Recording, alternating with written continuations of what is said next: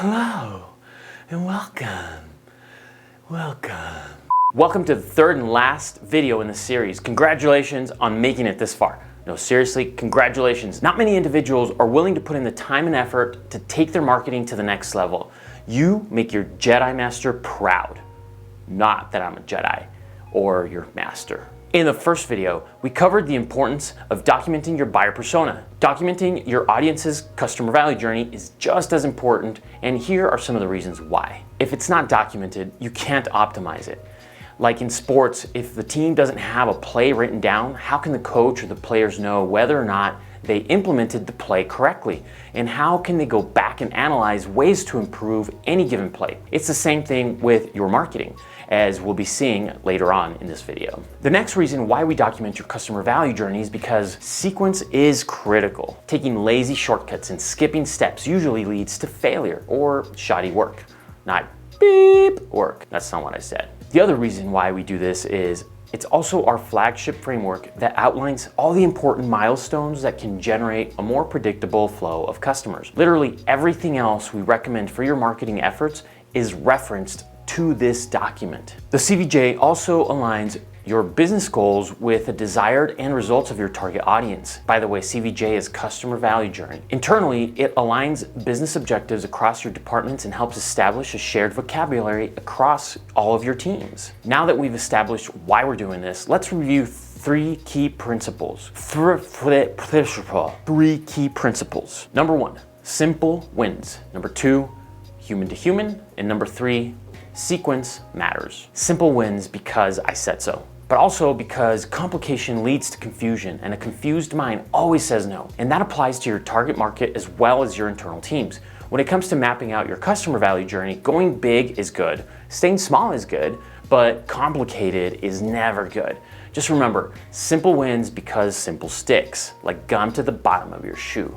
Key principle number two is that we enter into human-to-human relationships. What you sell doesn't matter. How you sell it doesn't matter. Whether you're B2B, B2C, XYZ, doesn't matter. We're in the business of human-based solutions. An LLC or a 501c3 isn't going to decide whether to work with you or not. It's a human working in that organization that will decide. Key principle number three is that sequence matters. When we look at a picture of a beautiful and romantic scene where the guy's on one knee holding a ring and the girl is in awe, we can safely make several assumptions. They've been dating long enough that they like spending a lot of time with each other. He has a pretty good idea that she's gonna say yes, and she's probably been hearing wedding bells for quite a while now. We also don't make the assumption that this is their first date. So if we find it odd and red flags go up when someone makes a marriage proposal on the first date, why do we think it's totally normal to make a business proposal and ask for the big sale the very first time our prospects learn about us? Now, in order to understand business relationships, we need to understand human relationships. Side note, I just hung out with some friends yesterday, and one of the guys has been dating his girlfriend for like a very long time, and I'm been known to ask like questions you shouldn't be asking. So I was like, why aren't you guys married yet? You've been dating for so long. And then he gave me all these like fake excuses. Paul, I am calling you out right here, live on this video. Just marry Melissa already. Stop making excuses. Well, it's not live, but it's recorded and it's gonna be on YouTube. It's gonna get millions of views. You're gonna get called out, Paul. Pop the question, man. Just do it. Scary cat. And this is where this video becomes a training video for how to become a pickup artist, or how to get Paul motivated enough to pop the question. So there's this guy by the name of Desmond Morris, PhD. He's a zoologist that studied the different stages of intimacy in humans. Humans who were hopefully not locked up in a zoo. I don't know if they were locked up or not in a zoo because I didn't read the book, I just read the book summary. So let's hope for the best. Dr. Morris documented 12 stages of intimacy that spanned across multiple cultures and societies. These 12 stages take a human relationship from total strangers to baby making activities. We won't go into all the stages here, I'm gonna keep it PG. I'll just be pointing out what we can apply to marketing. Now, one discovery that Dr. Desmond Morris made is that what mattered wasn't how quickly you moved through the stages of intimacy. We have seedy dating apps and websites to confirm that you can go from 0 to sexy in less than 24 hours. So whether you met someone through an app that you won't tell your parents or even your friends about, or whether you were in a 10-year courtship like Paul, the deciding factor wasn't speed, but sequence. I'm gonna have to show him this video. A bigger discovery made by Dr. Morris was that if you skipped any one of the steps, especially after the arm to waist, aka a hug, your chances of success plummet. It's why huggers, guilty, huggers can make new friends uncomfortable the first time you meet. For the record, I don't go for a waist hug. It's more of like an over the shoulder kind of hug. It's like a pat. A dude pat. Even worse, if you skipped 2 or more steps, in many cases, it was considered assault. Now, let that sink in for just a minute. How many times have we assaulted our prospects without even realizing it? We think that when it comes to our work life, some of these rules don't apply. So we go for the jugular and come across as sleazy used car salesmen. And as some of you might say, ew. So what's the big lesson here? Don't skip steps. Dr. Morris has 12 steps. We don't want to get too weird and too rated R in the later steps, so we're going to go with only 8. These steps are aware, engage, subscribe, convert, excite, ascend, advocate, and promote. The other thing we're going to do is the very thing I said not to do just a few seconds ago, and that is to skip steps. But we're only going to skip steps during the process of mapping out your company's value journey, not while implementing the steps. So don't run to tattletale on me with Dr. Morris, who I don't even know. Based on what I previously said, and that the customer value journey begins with aware, it's only natural that we'd want to start there. However, what we want to do is reverse engineer your value journey. In other words, we want to start with the end in mind and work our way back so that our prospects arrive at the desired destination. We also don't want to start at aware because we don't want to fill a leaky bucket. If we immediately identify all the things we could be doing at the aware stage without looking at the impact throughout the later stages, we're just going to be wasting water. So we start at ascend and work backwards, then finish off with advocate and promote. Please note that we're going to spend more time on some of the stages over the others based on your level of current activities during each one of the stages. And a final note before diving into each of the stages. Our goal at the end of the session is to map out what you are currently doing, not to start brainstorming and coming up with a million different ideas that we can start implementing, also known as half-built bridges and chasing bright, shiny objects. Now, that was more of a reminder for me than it was for you because I get really excited during the process and I've been known to go off the rails. So if you see it happening when we meet in person, I give you permission to call me out. Really? Please. For everyone's sake, do it. Okay, I lied. This is the final note before starting the stages.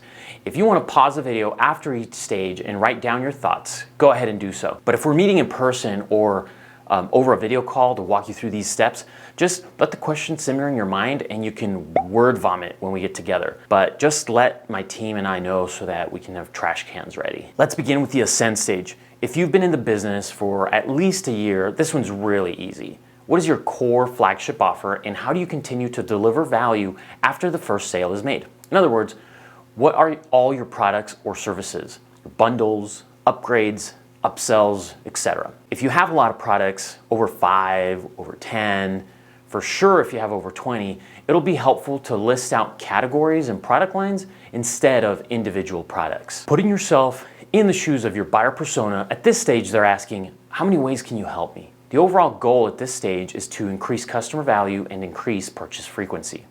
Now, feel free to pause the video here if you're going to start writing things down. The next stage is excite. What are some aha moments that transform your products and services from a nice to have into a must have? Here, your buyer persona is saying, prove that you can solve my problem better than anyone else. The goals are to increase retention, increase customer loyalty, and have new customers purchase your core offers. So even your existing customers will keep coming back and cycling through the excite stage as they buy or experience your products and services. Let's unpack what we mean by aha moments. This is when you deliver a wonderful or amazing experience and you help them learn to or understand something. So let's look at a couple of examples here. Tesla doesn't have a typical test drive. Instead, they have this thing called a Tesla launch. The Tesla is one of the fastest production vehicles on the market. The ha, or knowledge moment, is when they learned that an electric car can go from 0 to 60 in 2 seconds.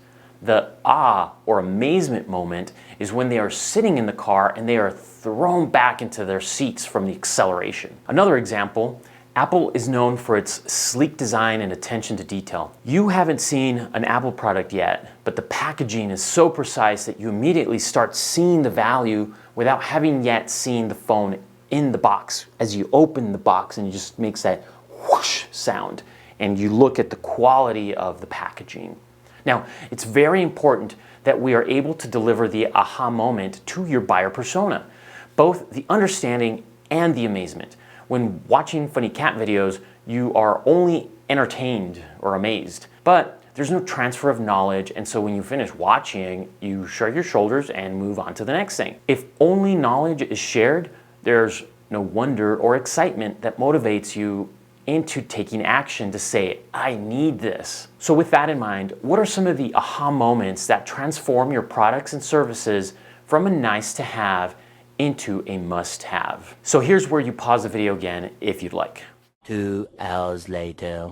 I don't know if you can hear the cops. I think they're looking for me. Turn off all the lights.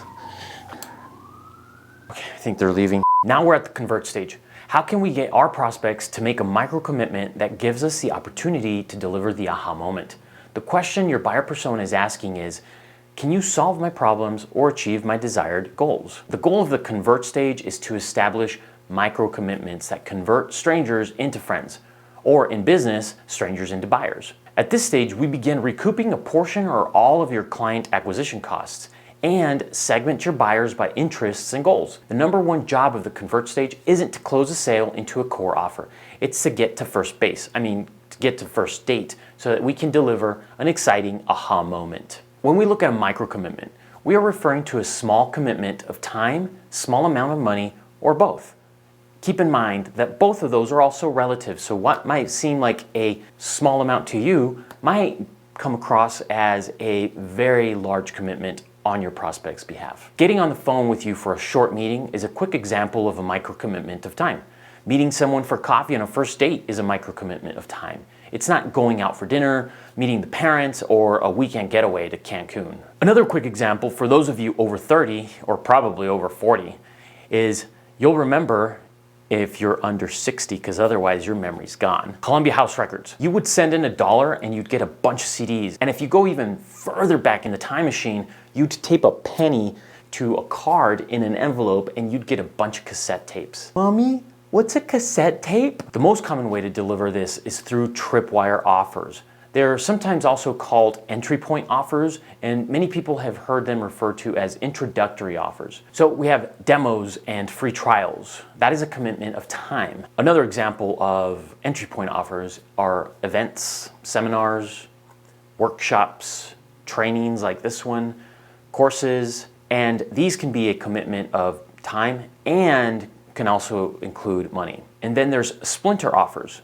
This is when you take a piece of the core product, you splinter it off and sell it for a lower amount. For example, rather than selling an entire website with all the content, we might offer creating content for a single web page. The key with splinter offers is that they have to be useful in and of themselves. Think of it as an a la carte service. What we don't want to do is bait and switch. So just remember, the number one job of the convert stage isn't to close a sale into a core offer. It's to get a first date so we can deliver an exciting aha moment. Pause the video here if that's your thing. A few moments later. Next up is a subscribe stage. What valuable chunk of content do you offer in exchange for their contact information and permission to follow up? From your buyer's persona's point of view, they ask, do you know how to solve my problems and/or how to achieve my goals? Our goal at this stage is to increase subscribers, generate qualified leads, segment for better relevance in our follow-up, and even re-engage those that have previously raised their hands. Examples of this include coupon codes, downloadable reports, gated video series or mini class, webinar registrations, and actually webinars deliver very high value prospects. So file that bit of information because webinars can take a lot of effort, but definitely worth adding to the list of things to do. Now, a key word at this stage is value. You need to deliver real value to your buyer persona. Sometimes what you think isn't as valuable truly is for your target audience. More often than not, though, you'll think that something is valuable, but your buyer persona clearly doesn't. Think of a time when you happily shared your contact information and gave permission for someone to follow up with you. Now, list out or think about all the different chunks of content that you've offered in the past to your buyer persona. One other thing to consider here is that the subscribe stage can be closely linked to the convert stage. For example, someone can sign up for a webinar or schedule a time to talk about a quote. Those are subscribe stage activities. They gave you their contact information. Now, showing up to the webinar or showing up to the phone call to discuss pricing, that is a commitment of time, aka convert stage activity. Okay, go ahead, hit the pause button and I'll be frozen in time until you decide otherwise. My entire existence is currently in your hands until you decide to click the play button again, so please be quick. 6.5 hours later. Now, before we start with engage stage, I just want to ask, did you really have to pause the video for hours? That was very uncalled for. I'm just gonna get up and stretch for a bit. Okay, engage stage. This step is about communication, about using content to leverage being noticed into a conversation. So what content are you currently using to start that convo with your preferred audience? How do you explain to your potential customers that you understand their problems and desired goals? Our goals at the engage stage are to increase, engagement. This comes in the form of time spent on your website, clicks, shares, likes, comments on social media, or clicks on ads. Another goal here is to be able to segment your audience based on what pages they visit on your site so you can create more relevant follow-up. Kind of like when you visit an e-commerce site and then a particular product starts stalking you across the web, like that, but without the creep factor. In the digital world, this looks like content marketing. Examples of content marketing include how-to tutorials, ultimate guides, resource lists, case studies, templates, examples, swipe files, and detailed FAQs. And content marketing can take on different forms. For example, pages on your website, blogs, social media posts, video, print collateral, and even in-person conversations, which the young'uns too often dismiss as a valid form of content marketing. We are very big on content marketing here at 8 Signal. In fact, after strategy, we believe content is one of the most important aspects of marketing because it resides everywhere and impacts every stage of the customer value journey. It's in the social media blurb or the ad that you see. It's in the landing page that highlights the value of your service over the competition. It's in the thank you page after someone signs up for your product or service or entry point offer, and so on and so forth, all the way through the different stages of the customer value journey. So be forewarned, this is probably the stage in the customer value journey where I spend the most time during this video training. Here are some examples of what content marketing might look like. We work with Southwest Coalition for Life and help them create a video highlighting one of their interns to show the value and impact being made thanks to the support from their donors. For Envision Hospice, we continue to build out their FAQs and provide helpful information for families facing the unpleasant process of planning out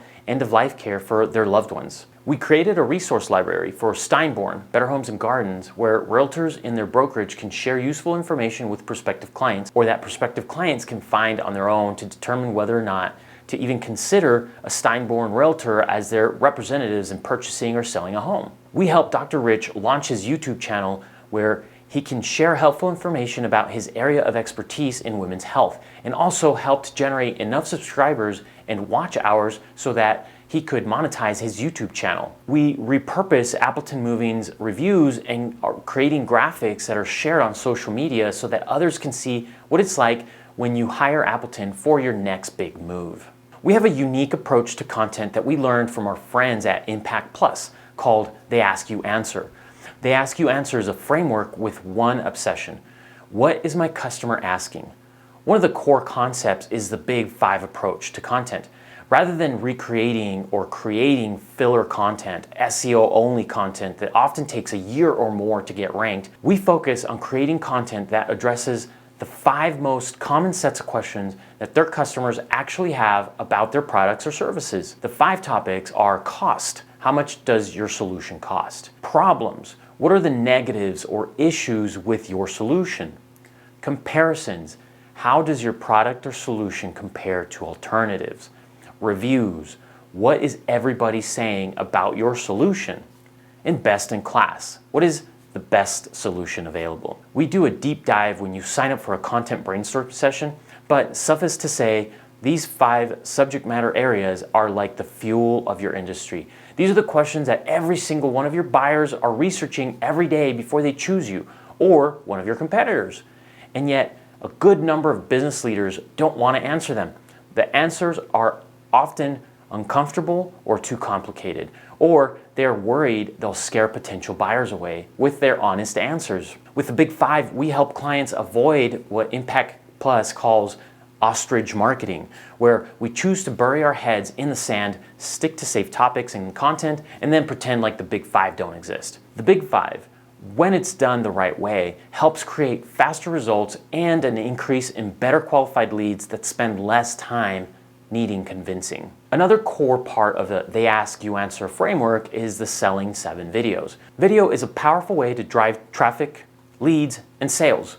The numbers speak for themselves. 70% of buyers watch a video before making a purchase, and buyers spend 80% more time on a website with video than without. Unfortunately, too many businesses that see the potential of video to drive results fail to consistently create the 7 types of sales videos and marketing videos that are proven to jumpstart traffic, leads, and sales growth. Number 1 is pre-sale meeting videos, where you tackle frequently asked questions about your products and services and answer questions 80% of the way there. You hold back 20% not because you're trying to trick them into talking to you, but because that extra 20% tends to fit better for in-person conversations on how the FAQs apply specifically to each potential customer. Number 2 is employee bio videos that build trust faster with a prospect. Number 3 is product and service fit videos that establish who is not a good fit. Number 4 is landing page videos that increase conversion rates for qualified leads. Number 5 is cost videos that demystify for prospects how pricing works.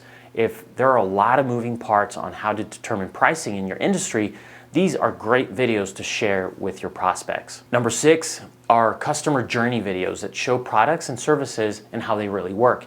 These can take on the form of testimonial and social proof videos. Number 7 is claims we make videos that talk about the things that you believe in as an organization. This is a great place for you to share your values and your mission and differentiators that separate you from other options in the marketplace. When your company commits fully to creating the 7 selling types of sales and marketing videos, it's not going to take long before you see dramatically increased website traffic and engagement with your content. You also have accelerated conversions of qualified leads and also an empowered sales team that can close deals faster with more educated prospects because they have to spend less time with each prospect. There are other core areas of the They Ask You Answer framework, such as the Learning Center, sales and marketing alignment, assignment selling, virtual sales, just to name a few, but we won't go into more detail on those in this video. I mentioned earlier that this stage was going to take longer to explain than the others. That's just payback for having left me on pause for so long in the prior stage, but mostly because this stage includes content, and content touches every single stage in the customer value journey.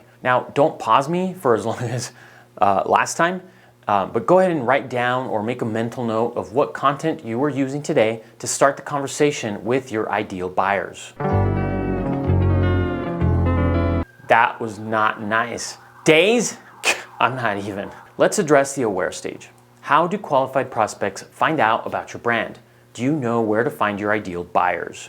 Our goals at this stage are to create and increase brand awareness in the right places, as well as awareness for your offers. Social metrics, though they don't put food on the table unless you're an influencer, are very important at this stage. It's because this is where we get noticed and get the opportunity to take awareness into the engage stage. A big metric for this step is impressions. How many times did your ads and posts get noticed? Examples of activities at this stage include the following. In digital marketing, it's running ads on Google, YouTube, Facebook, and Instagram. They're the big ones in today's digital world. There's no faster way to get people to notice you in the digital world than with ads on these 4 big platforms. It's like a water hose where you put in the dollars, you're practically guaranteed to get visibility, but you need the right plan in place to also get results. The main sources for traffic come from Google, which owns YouTube, and Facebook, which owns Instagram. Search engine optimization is where you get ranked so you show up on the first page of Google. Now, if anyone promises that they can do that, run, don't walk, run away as fast as you can. There are ways to get you on the first page, but sometimes those take a long time and a lot of effort.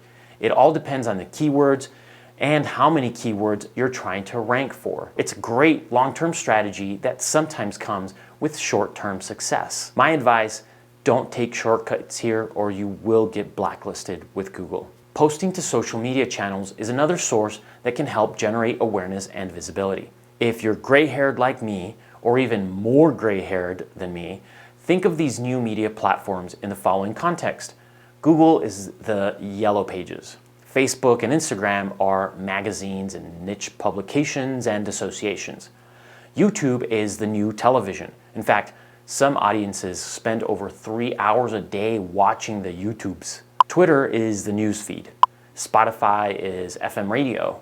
And podcasts are AM radio. And cold emailing is the new cold calling. There are other sources for generating awareness that are outside the old school big media of television, radio, and print. Advertising in associations, joining networking groups, and good old-fashioned cold calling are all still viable, though not often preferred methods of creating awareness for your brand and offers. Let's quickly look at some examples of brand and offer awareness. Earlier, we showed you social media posts for Appleton Moving Company. When someone sees these posts, that generates awareness.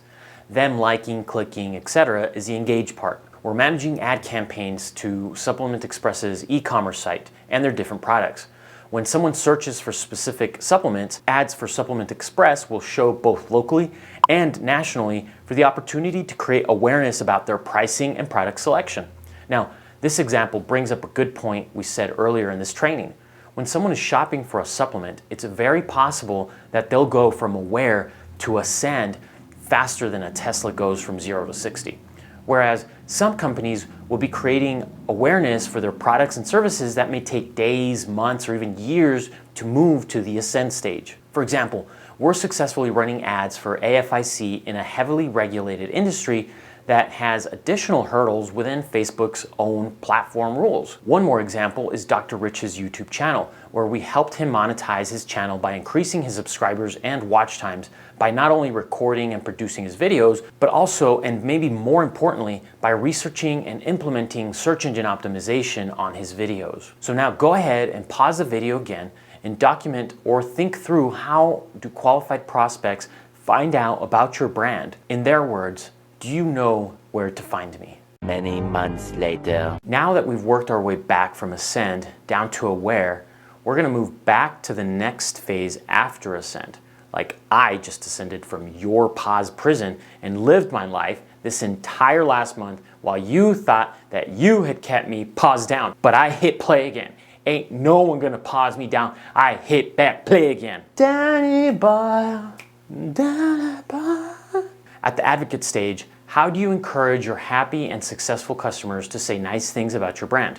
In other words, why should they give you referrals?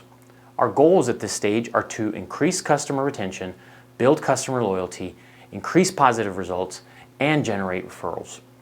Some of the tools that are used at this stage are merchandise giveaways such as t-shirts, pen, decals, coffee mugs, tumblers, etc. Another tool is using Net Promoter Score surveys. You've likely seen these before. My favorite part of these surveys is that they are short and sweet. The survey looks like this. 1 question. On a scale of 1 to 10, how likely are you to refer us to a friend or colleague? If you want to spice it up some, you can add a second question to get more context. Ask, what is the main reason for your score? If you really want to score some serious brownie points, a third question that we like to use is, how could we improve to provide you with a better experience? A few more examples of tactics to use at the advocate stage are having campaigns and processes focused on requesting online reviews, case studies, and video testimonials. Okay, so put me back in pause prison and answer, how do you encourage your happy and successful customers to say nice things about your brand? A few moments later. Thank you kindly, kind jailer, for hitting the play button again. Now let's dive into the promote stage. At the promote stage, the question is, how do you turn your best customers into your marketing partners? Your customers might ask at this stage, why should I go out of my way to talk about you? The goals are identical to the advocate stage: to increase customer retention, build customer loyalty, increase positive reviews, and generate referrals. Different tools that can be used here include referral programs, affiliate programs, internal champions, and value-added resellers.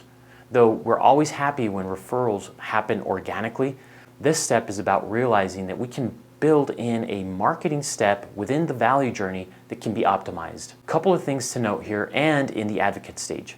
First, at this stage in the game, it's not really worth going so deep. Reason being, we want to optimize other stages of the journey before we begin optimizing here, unless this isn't your first rodeo with us, you cowboy. Our focus is to document the things you've already been doing and less about brainstorming what you should do. Second point really applies at all stages of the customer value journey, but is more relevant at these two last stages, and that is, happy clients don't refer. You heard me right, and you're probably thinking, what, are you crazy? What do you mean happy clients don't refer? You made me go through all these videos only to cap it off with this nonsense? Side note, yes, I am very crazy, and I left plenty of hints throughout this video and other training videos. So, you realizing now? That's on you. The clients that actually refer aren't happy clients, they're successful clients. Simple reason why. Happy clients, no matter how amazingly thrilled they are with your brand, they're not gonna talk about you to every one of their friends and strangers until they're blue in the face. And contrary to popular belief, with all the voices in your head, you and your brand are not the center of the universe. Okay, well, maybe that was more of like voices in my head telling me that. However, if your clients are successful, for example, you take someone from being very overweight to being incredibly fit, they don't have to say jack or purple about your brand. People will ask them because the results will speak for themselves. Peers will look at your client and go, wow, what did you do? How are you doing it? Who are you working with? So your greatest job is to focus on delivering value and change lives through your products and services. Without that, all this marketing goobly-goop is just lipstick on a pig. It's the customer value journey, not just because we want to engineer a process to get more value from our marketing efforts, but because we want to deliver as much value in the buyer's journey in such a way that the value we get in return is also maximized. And that is how we create successful customers. Okay, quick pause so you can gather some thoughts on how you turn your best customers into your marketing partners. Don't worry, I'll be here in your very own pause torture chamber waiting for some bread and water and a shower with a fire hydrant hose. So much later that the old narrator got tired of waiting and they had to hire a new one. And now for the final stretch and one of my favorite parts of this entire process. We're gonna document one customer value journey for one buyer persona. So what we've just done is empty out the closet, organized everything into piles, and now we're going to build the closet back nice and organized. In this case, we're gonna document one customer value journey for one buyer persona. If you have a live marketing session scheduled with us, we'll walk through this together and our team will help you do the heavy lifting in this stage. Now, prior to this point, the goal was to document everything you're doing and have a brain dump. Similar to cleaning out your closet or garage. First, you need to take everything out, put it out in the open so you can inventory and categorize. Now, we want to map out the ideal flow and put everything in the right context. We'll start with one of the activities in the aware stage and work through the entire journey to document each link, the connection between each step. If you see that you can map out multiple journeys, that's great, but we want to focus on the first one. One reason we do this is because it allows us to more easily see missing links or steps in your customer value journey and identify any bottlenecks at each step. If we can diagnose at what stage people are getting stuck, jumping ship, abandoning the fort, burning the bridge, crashing the car, jumping off the cliff, we can optimize and grow faster. The very last step is to take inventory of the half-built bridges your organization has in the area of marketing and communications. What marketing projects did you start and not finish?